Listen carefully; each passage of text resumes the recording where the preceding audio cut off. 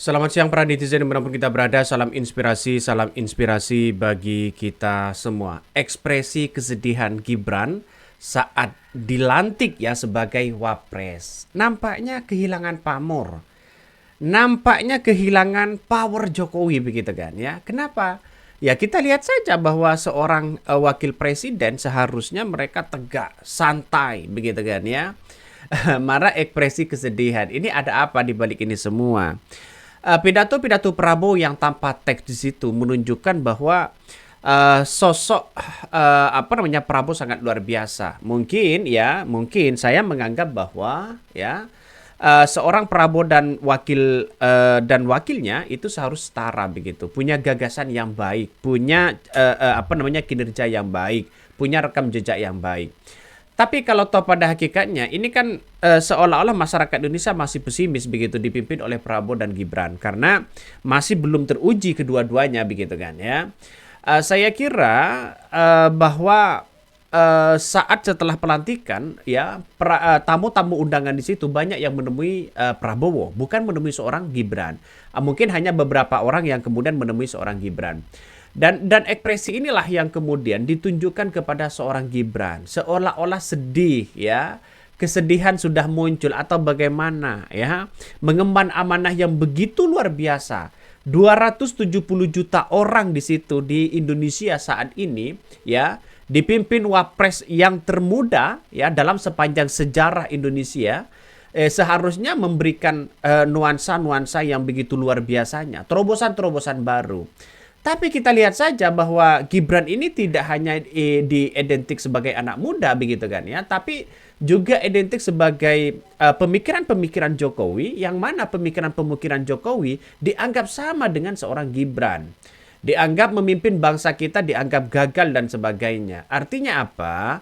Artinya bahwa apa yang kemudian dilakukan oleh Gibran ya yang dibaca itu adalah Jokowinya begitu kan ya. Sampai kapanpun yang dibaca adalah Jokowinya. Tapi saya berpikir begini, bolehlah diberikan kesempatan ya dalam 100 hari kepemimpinan dari seorang Prabowo Gibran. Siapa yang kemudian bisa bekerja semaksimal mungkin? Apakah seorang Prabowo atau seorang Gibran? Kalau hanya pencitraan, saya kira Prabowo akan tidak mampu melawan Gibran. Tapi kalau masalah kinerja yang baik, saya kira Prabowo sudah di atas angin begitu kan ya. Coba kita baca terlebih dahulu komentar-komentar dari netizen ya. Banyak sekali pro dan kontra yang mengatakan wah ini Gibran gimana, sedih atau bagaimana. Ini ekspresi kesedihan Gibran saat dilantik sebagai wapres, kehilangan power Jokowi ya.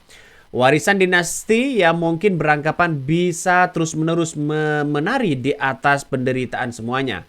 Bisa terus-terusan berpesta pora ya, menganggap semuanya diwariskan untuk keturunannya.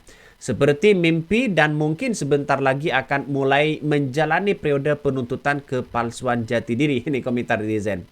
Pelajaran penting untuk rakyat Indonesia, janganlah lancang, ya lecut, ya menghina merendahkan martabat keluarga orang. Semua orang punya martabat keluarga, yang terpenting ya jangan diusik. Iya begitu kan, saya setuju dengan polarisasi yang kemudian jangan diungkit kembali. Tapi kita lihat saja bagaimana sosok Prabowo 2014-2019 yang kemudian polarisasi dimunculkan di situ. Tapi saya masih pesimis ya. Saya pribadi masih pesimis dengan kepemimpinan Prabowo Gibran ya, karena menteri-menterinya, karena tidak meyakinkan begitu kan, karena ini adalah kementerian yang gemuk di situ.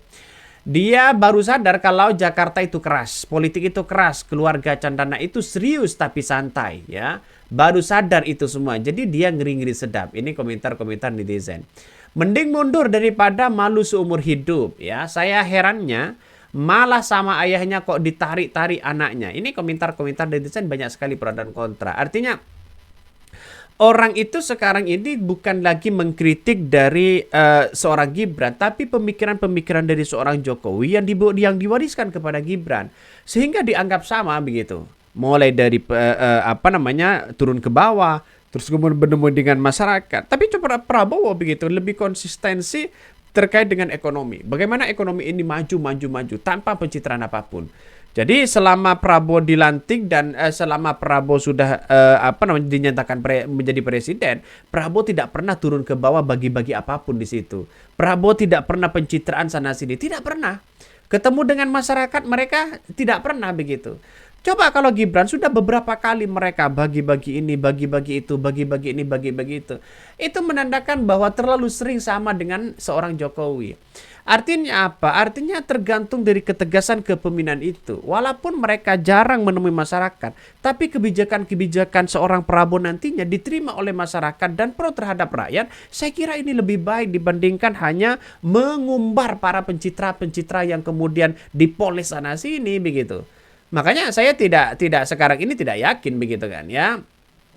Masih pesimis lah, pesimis. Tapi nanti setelah 100 hari kepemimpinan seorang Prabowo Gibran, kalau Gibran bisa bekerja, saya apresiasi luar biasa. Kalau benar ya benar, kalau salah ya salah. Dalam artian kita harus melihat dari pemimpin-pemimpin kita begitu kan ya. Saya kira wajar kalau ada kritikan-kritikan itu. Kalau tidak mau dikritik ya jangan jadi pemimpin.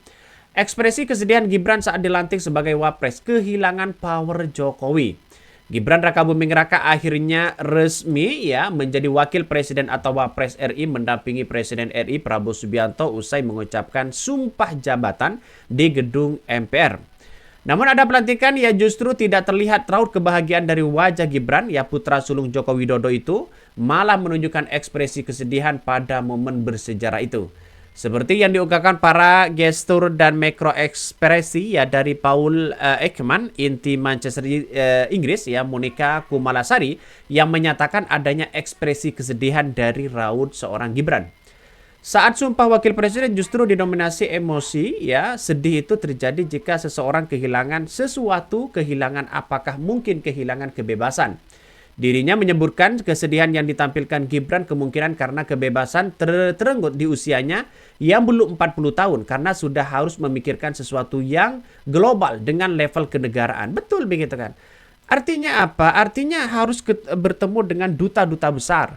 Harus bertemu dengan orang-orang penting di negara kita. Kalau Prabowo tidak bisa ya selama ini maka seorang Gibran yang menjadi pengganti ya sebagai wakil presiden. Artinya apa? Artinya peran itu sangat penting sekali kecuali ya dikunci seperti Kiai Maruf Amin. Nggak tahu lagi di situ. Makanya dengan adanya seperti ini, pembicaraan Gibran ini bukan sepatah dua kata lagi, tapi perkenyataannya adalah harus global, memikirkan bangsa kita, tidak hanya hilirisasi, tapi bagaimana dengan nuansa-nuansa realitas ini, memikirkan dengan sebegitu rumitnya bangsa kita, ya 270 juta orang dengan beragam budaya dan kultur dan berbeda, kearifan lokal yang berbeda.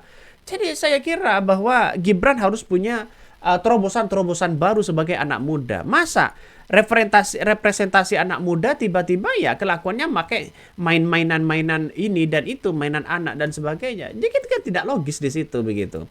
Makanya dengan adanya seperti ini apa yang mau dipikirkan oleh seorang Gibran? Coba kita baca. Monica mengatakan Gibran lebih dominan menunjukkan emosi sedih dan hanya sedikit menampilkan emosi kebahagiaan. Emosi yang ditunjukkan antara kondisi saat ini hari-hari bisa pada hari ini ya pada hari pelantikannya sangat berbeda meskipun dalam pandangan mata awam tidak berbeda signifikan.